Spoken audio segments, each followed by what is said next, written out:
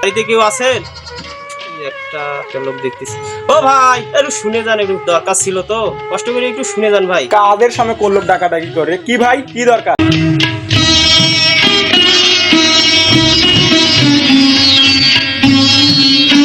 কি দরকার ভাই, কি দরকার বলেন তো তাড়াতাড়ি। কাদের সামনে ডিস্টার্ব করেন বলেন তো, কি দরকার? ভাই একটু দরকার ছিল তো, এখানে রোদ, এখানে ছায়া।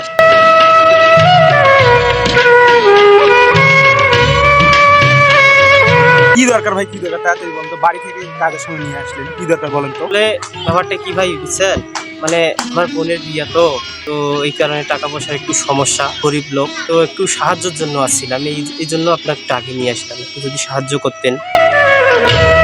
ঠিক আছে ভাই, আসেন।